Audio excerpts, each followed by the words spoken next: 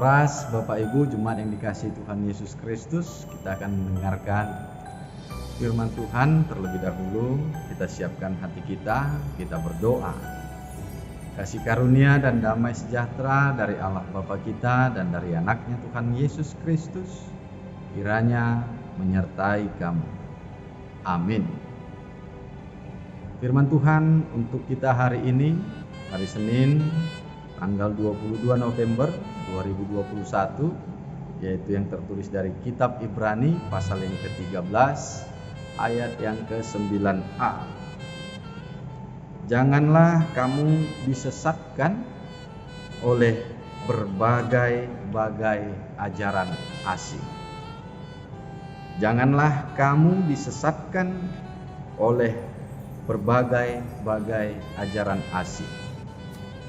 Bapak Ibu jemaat yang dikasihi Tuhan Yesus Kristus, apakah kita pernah mengalami sesat di jalan di saat kita akan menuju suatu tempat yang kita tuju tapi kita tidak mengetahui dengan pasti tempat itu?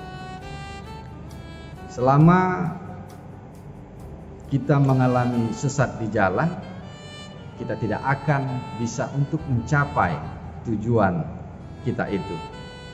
Dan kita akan melakukan selama kita tersesat itu hal yang tidak berguna ataupun hal yang sia-sia, bahkan yang merugikan kita. Kita akan menghabiskan waktu, menghabiskan tenaga, menghabiskan pikiran kita. Kalaupun kita menggunakan kendaraan kita menjadi menghabiskan minyak kita. Dan tentu saja di saat kita mengalami sesat di jalan itu, perasaan kita pun tidak akan menjadi tenang. Dan selama kita di dalam kesesatan di jalan itu, selama kita tidak mengetahui jalan yang benar untuk mencapai tujuan kita itu, maka kita akan terus tersesat dan akan terus melakukan dan mengalami hal yang untuk merugikan diri kita sendiri. Oleh karena itu Bapak Ibu jemaat yang dikasihi Tuhan Yesus Kristus, tersesat adalah suatu pengalaman ataupun perjalanan yang sangat tidak mengenakkan dan sangat tidak baik bagi kita.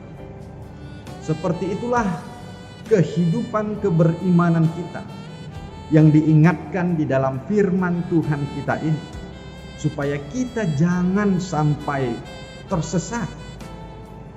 Khususnya di dalam konteks firman Tuhan kita di sini, banyak ajaran-ajaran yang dapat menyesatkan iman orang percaya pada saat itu, yang tidak mempercayai dan tidak mengakui Tuhan Yesus sebagai Mesias dan penyelamat dunia dan seluruh umat percaya. Kehidupan pada saat itu, di mana orang-orang percaya hidup di dalam masyarakat yang majemuk, berbagai agama, berbagai ajaran yang beraneka ragam bersama-sama dengan orang-orang percaya pada saat itu. Sehingga iman orang-orang percaya pada saat itu diuji melalui berbagai-bagai ajaran, berbagai-bagai pemahaman yang berlawanan dengan ajaran kekristenan. Bapak Ibu jemaat yang dikasihi Tuhan kita Yesus Kristus, kita sebagai orang percaya di dalam konteks kehidupan kita saat ini, di tengah-tengah bangsa dan negara kita Indonesia yang kita cintai ini, kita juga hidup di dalam kemajemukan. Banyak agama, banyak juga suku dan lain-lain sebagainya. Oleh karena itu kita bersyukur juga ada Pancasila yang menjadi dasar negara kita, yang mempersatukan segala keberaneka ragaman itu tadi, untuk tetap hidup rukun, hidup damai, bersatu di tengah-tengah bangsa dan negara kita ini.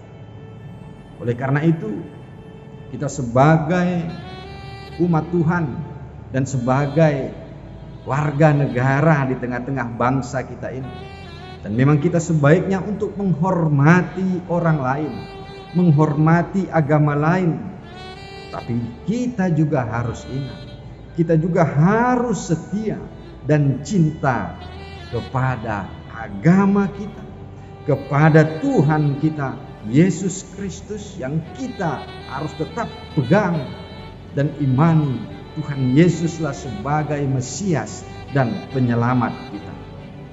Dan kita tetap mengingat dan mengingat bahwa Tuhan Yesus itulah jalan satu-satunya bagi kita untuk memperoleh kehidupan yang kekal.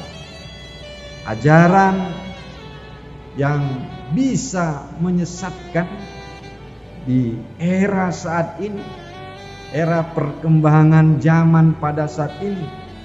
Kalau saya melihat Bapak Ibu, tidak hanya ajaran-ajaran ataupun pemahaman-pemahaman lain yang bisa menyesatkan iman kita, tetapi yang paling besar adalah tantangan zaman yang bisa menjadikan orang percaya itu tersesat, sehingga imannya semakin luntur dan imannya itu tidak terasa. Saya menyebutnya dengan iman yang tanpa rasa. Dia percaya kepada Tuhan Yesus Kristus, dia sebagai orang Kristen, tetapi imannya hambar, tidak terasa, tidak tampak. Dia seorang yang percaya dan beriman kepada Tuhan Yesus Kristus melalui kehidupan dan perbuatannya. Bapak Ibu jemaat yang dikasihi Tuhan Yesus Kristus, dan itu juga yang bisa mengakibatkan orang percaya pada saat ini.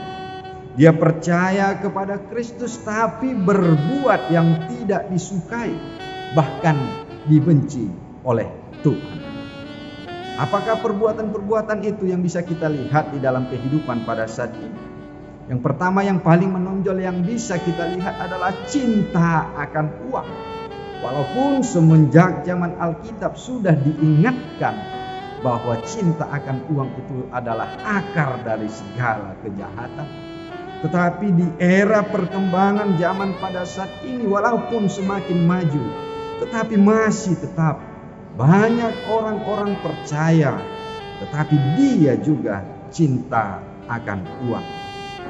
Walaupun dia percaya, tetapi dia juga melakukan yang jahat demi uang, melakukan kekejian, melakukan dusta, mencuri, bahkan sampai membunuh hanya karena demi dan cinta akan uang. Yang kedua yang bisa kita lihat di era saat ini, walaupun dia sebagai orang Kristen, tetapi dia cinta akan kekuasaan. Apapun mau dilakukan demi mendapatkan kekuasaan dan jabatannya. Dia melakukan yang tidak baik, mau menjatuhkan orang lain, menjebak, menfitnah demi mendapatkan kekuasaan. Yang ketiga yang bisa saya lihat adalah walaupun dia beriman, percaya kepada Kristus, tapi dia menghidupi yang namanya hedonisme, cinta akan kesenangan, sehingga tidak memperdulikan orang lain. Bapak Ibu jemaat yang dikasihi oleh Tuhan Yesus Kristus, inilah banyak perilaku-perilaku orang Kristen dan orang yang percaya kepada Tuhan. Walaupun dia percaya, tetapi imannya tanpa rasa. Itu yang mau diingatkan firman Tuhan kita di sini. Oleh karena itu kita jangan mau disesatkan. Kristuslah yang terbesar bagi kita. Dialah yang terpenting di dalam kehidupan kita ini. Kita jangan mau disesatkan oleh kenikmatan dunia. Jangan mau disesatkan oleh ajaran-ajaran yang sesat, yang berkedokkan kemanisan, kebaikan, dan kesenangan. Tetapi sesungguhnya dia menyesatkan iman kita. Tetapi yang harus kita lakukan adalah kita tetap setia dan memegang Kristus sebagai penyelamat dan penebus dosa kita. Mari kita menjalani kehidupan kita dengan baik. Kita bekerja keras melakukan yang terbaik untuk memberikan kebahagiaan dan memberikan berkat juga kepada sesama. Mari kita tetap pegang Kristus dan tetap mencintai Kristus di dalam kehidupan kita, dan kita melakukan yang terbaik di dalam kehidupan kita. Itulah jalan bagi kita memperoleh kebahagiaan di dunia ini dan memperoleh kehidupan yang kekal. Amin. Kita berdoa. Kami bersyukur Tuhan yang baik sudah mendengarkan firman-Mu. Memang sungguh banyak godaan di dunia ini yang bisa menyesatkan kami. Ajaran-ajaran yang sesat, kenikmatan duniawi yang sesat bisa saja menyesatkan kami dan menjadikan iman kami hambar tanpa rasa. Oleh karena itu Tuhan, kami bersyukur firman-Mu mengingatkan kami untuk kami tetap percaya dan setia kepada Tuhan sebagai Mesias dan penyelamat kami. Engkaulah yang terbesar di dalam hidup kami. Kalaupun kami harus menjalani berbagai tantangan kehidupan kami seharusnya tetap setia kepada-Mu. Terima kasih Tuhan.